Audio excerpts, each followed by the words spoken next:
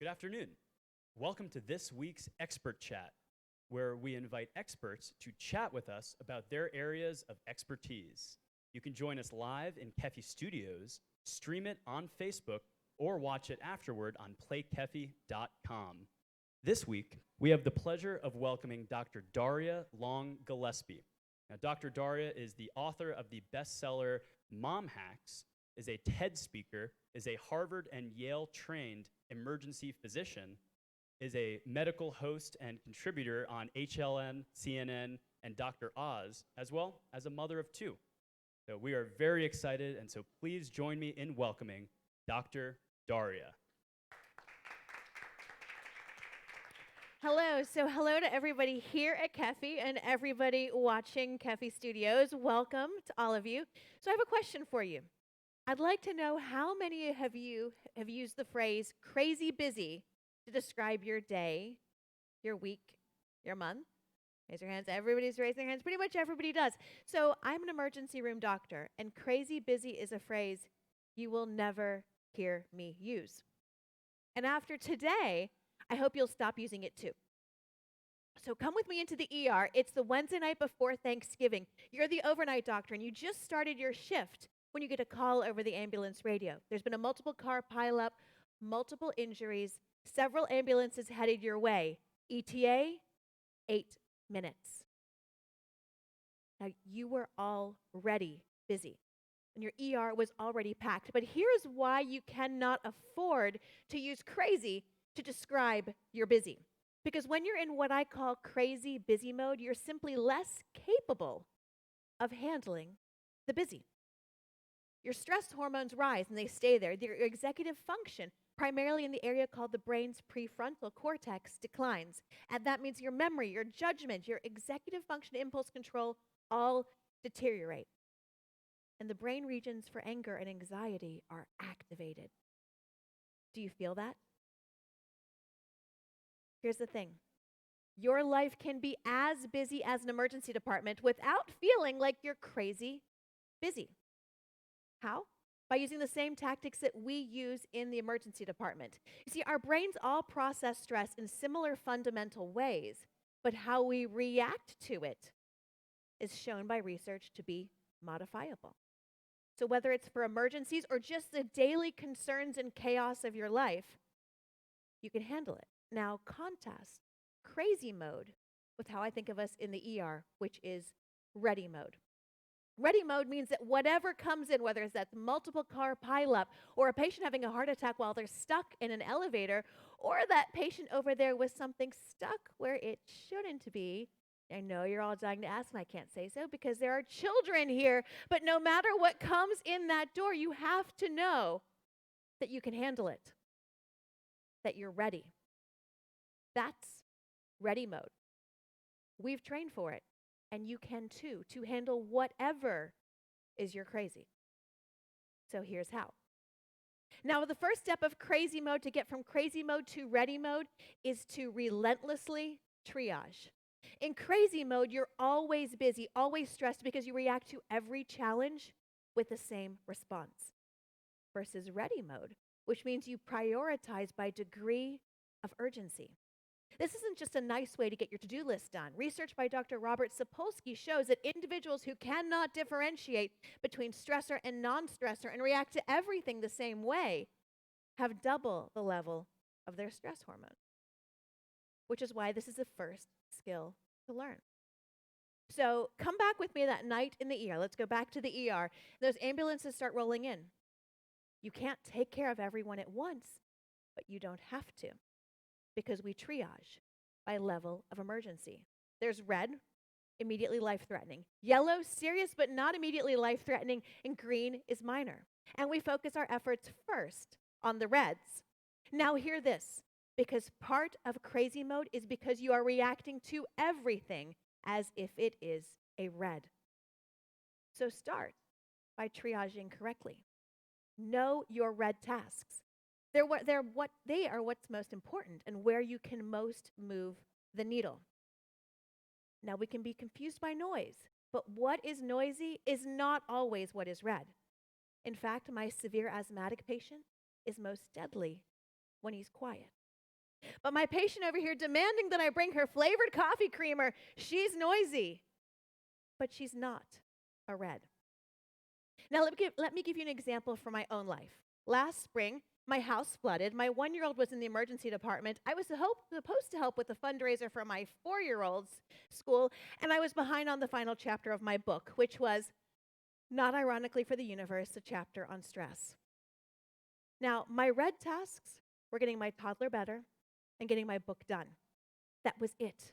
Remember, relentlessly triage. The house flood repair, it wasn't red. It felt red, but it was very noisy. And it actually was very noisy. This picture is of me wearing earplugs while I'm in my office and the floor is being mechanically dried so that I can focus on my book. Know your reds, and do not let your non-reds distract you from them. Now, by the way, it is liberating with your green tasks to every once in a while be able to tell yourself, that's a green. It's okay if it's not perfect or done today. The world's not going to end. Now, there's one other triage level that I have to share with you, and that's black. Black is the worst case scenario. Black are those people for whom there's nothing we can do, or we have to move on. And although that's gut-wrenching, I mention it because each of you have your own equivalent of black tasks.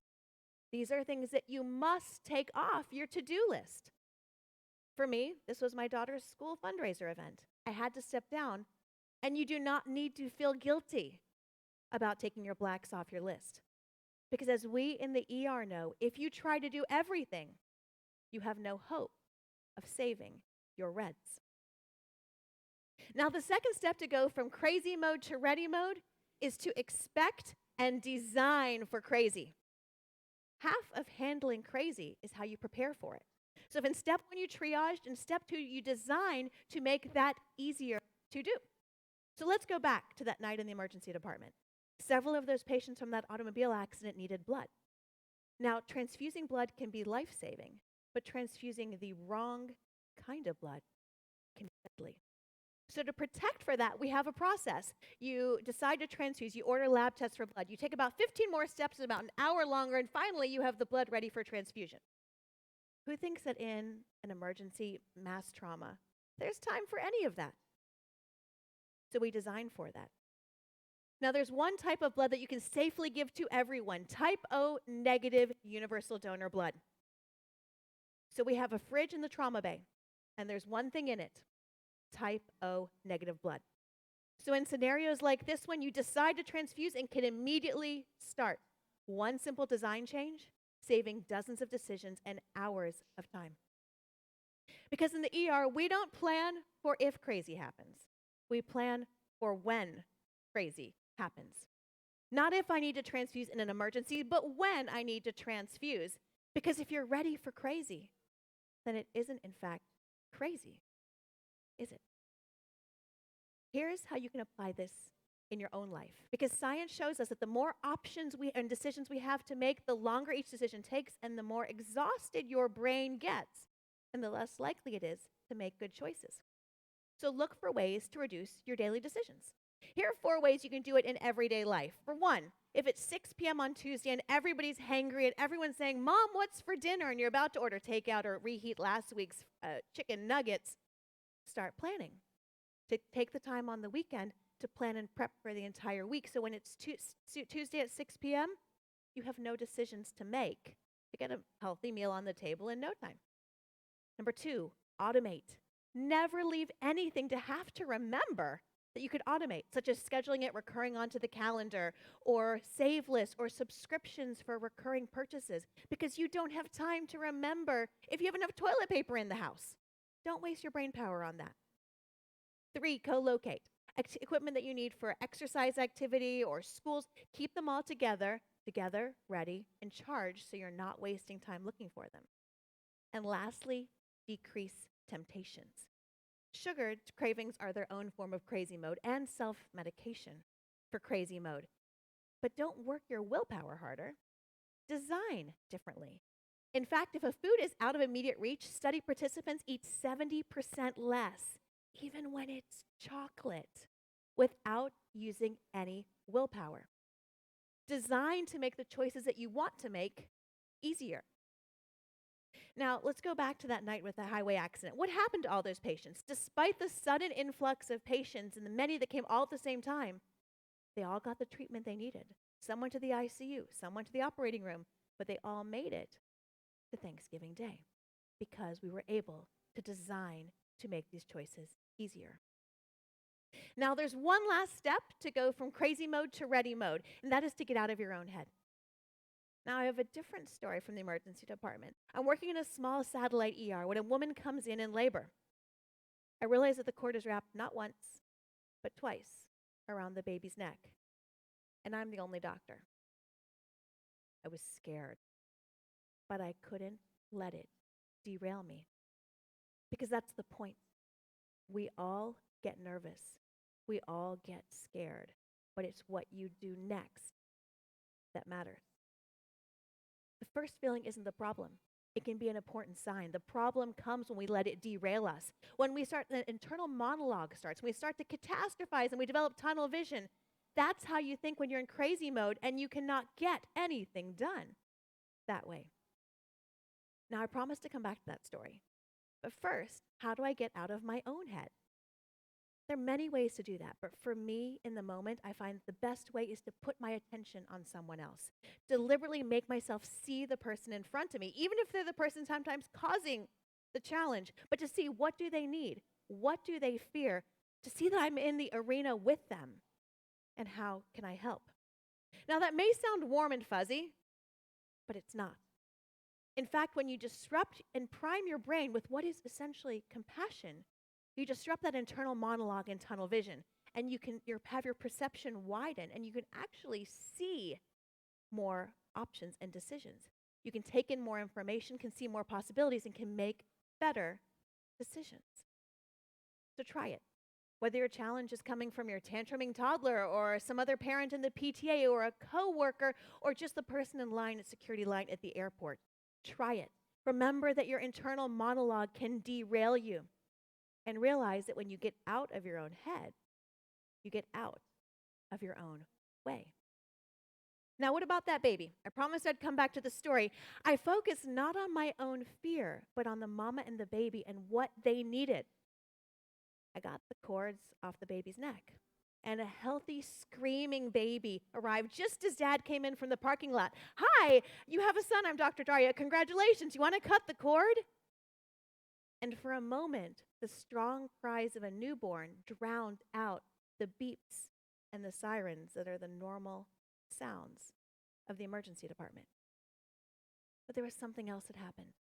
Because when I walked back out of that mama and that baby's room, I noticed several of my other patients hovering around right outside.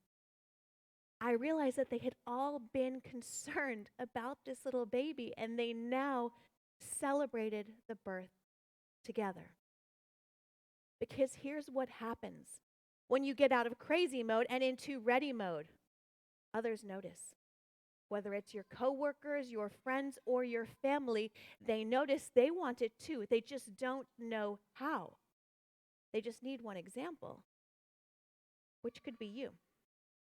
Own the busy, but stop calling it crazy.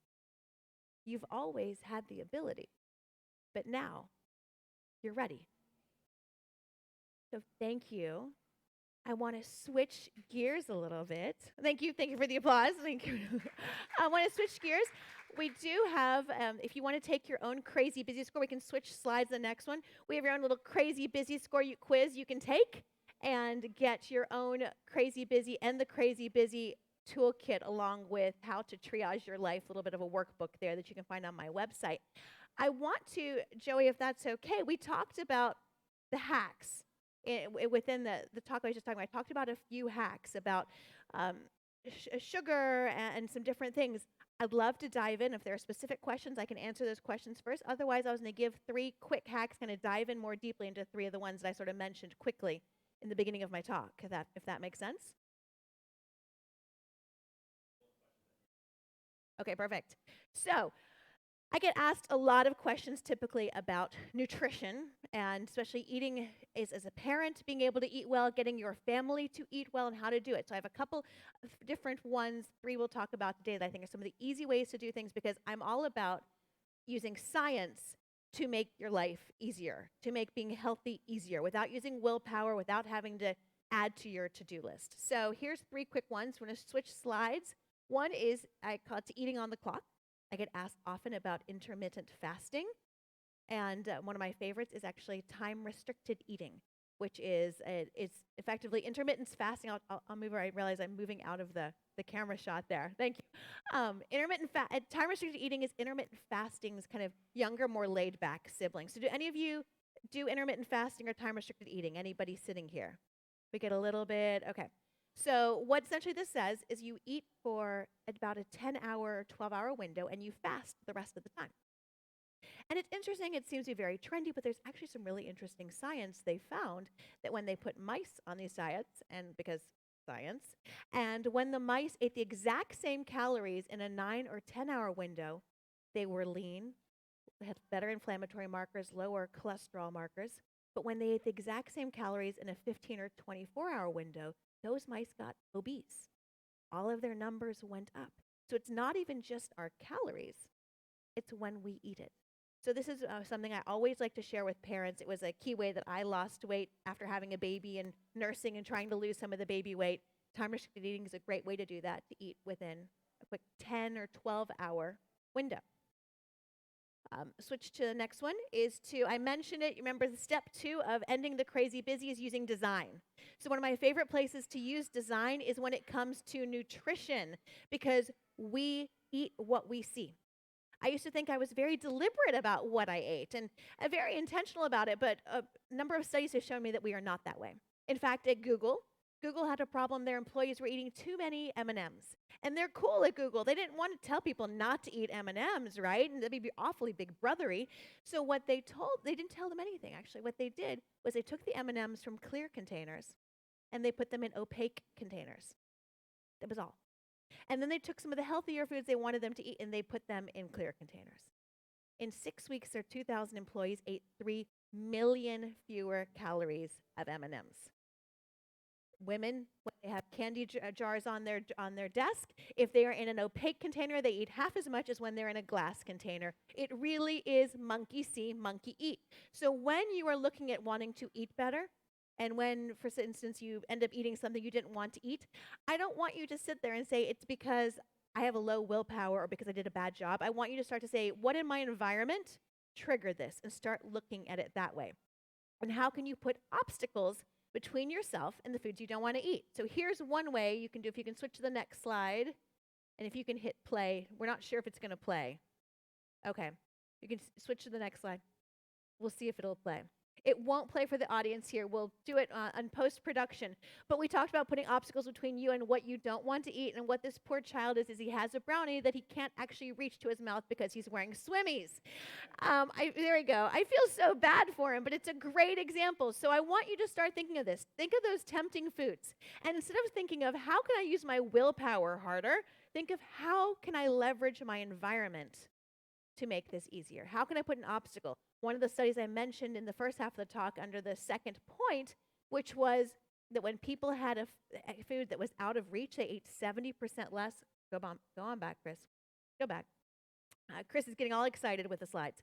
They ate 70% less without using any willpower. So what I tell people is put it up on a higher shelf. Put it up on a shelf that's high enough that you have to use a stool to get it. And you will eat significantly less. Because what people we think of as having very high self-control, when they've looked at them in studies, they don't actually have any higher self-control than the rest of us. They just don't put themselves in tempting situations. So now you can advance the slide.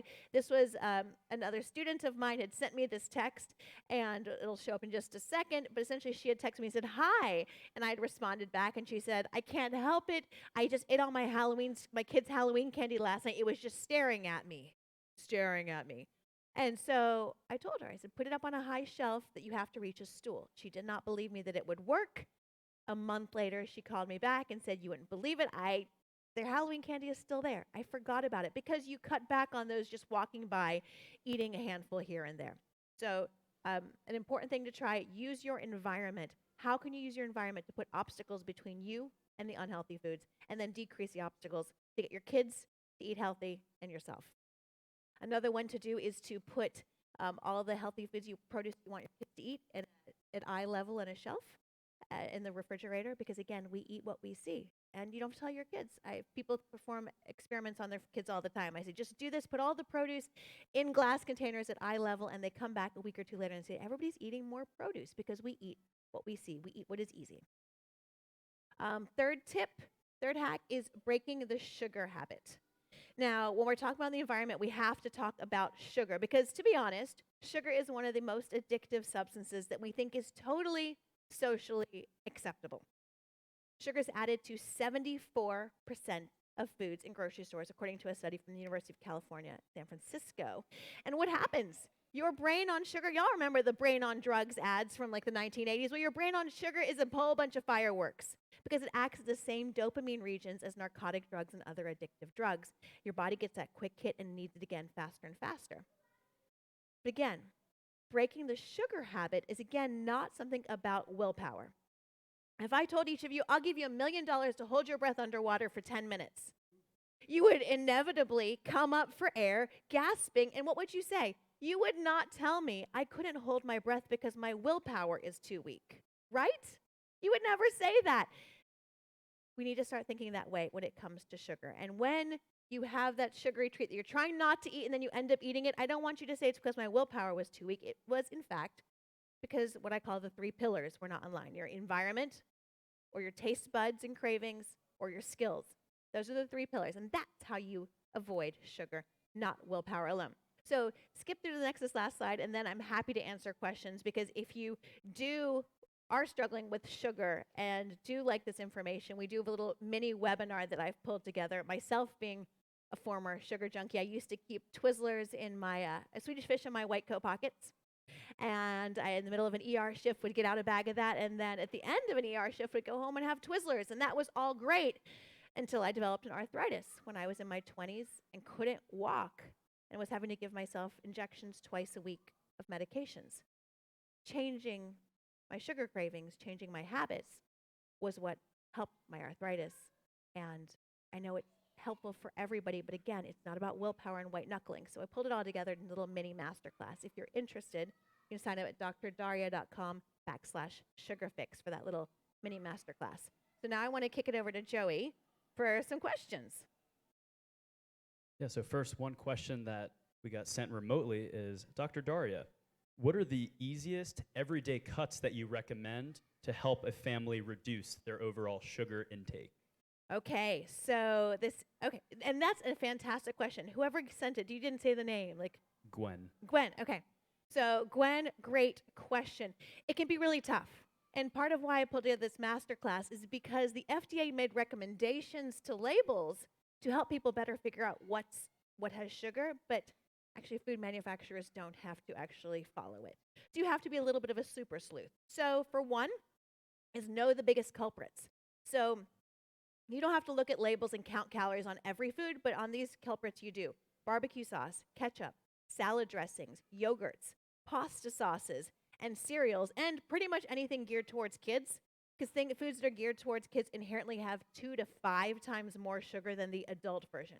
So in those, I want you to pull back and look at the labels. Now, I actually do have a slide. Chris, if you want to switch to it, or I can just speak to it. It's the one, don't worry about it. Unless you want to go to slide 26, it looks like. So this is the way to kind of super sleuth the label. I want you to look at the label. Some foods say added sugar, and they'll give you that, but a lot of them don't. You don't have to. It doesn't really matter, but I want you to just look at the label at the first 5 ingredients. So here, we have the ingredients list here. And most of you may know that they're listed by order of volume. Okay, so the top 5 are going to make up the lion's share of the food. I want you to look in the top 5 for sugar by any name. Now, sugar has about 63 different terms because food manufacturers, and so but if you look for these key ones, anything ending in ose, you can see it on your left side of the screen, dextrose, fructose, sucrose, anything ending in ose is going to go and become sugar. molasses, honey, agave, corn syrup, cane. If it has the words cane or corn or syrup, probably one of the sugars. So that's kind of the key way. In those big culprits, then you look for high sugar versions and then try to buy versions that don't have those ingredients in the first 5. If it has those ingredients in the first 5, it means it's a high sugar food. It doesn't matter what the grams say. Look for a lower sugar version. One other thing, and I have a couple of anybody who is interested, just sign up for the webinar, because I will be able to then email them, and I have a couple of different brands that I like. A lot of times the salad dressings I end up making my own, but for barbecue sauce I like Pitmaster makes a good one, and I just got a coupon that I can share with people to get money to get a discount off of their barbecue sauce, because there are a lot of ways that you kind of get around that and have lower sugar versions. All right, well, let's give it up for Dr. Darria. Thank you so much for that phenomenal presentation. If you have interest in seeing some more of Dr. Darria's amazing words of wisdom, definitely check out her book, Mom Hacks. I'm not a mom, and I've read it, and I think it's amazing. I've actually been able to use some of those hacks, so hopefully when I have kids someday, they'll be able to apply. Also, make sure that you do check out the Break the Sugar mini masterclass. So we'll have information for all of that over on playkefi.com when we post it later on. And thank you very much, whether you were here in person, whether you streamed it on Facebook Live, or if you're watching it on playkefi.com. So thanks so much, and see you next time. Bye.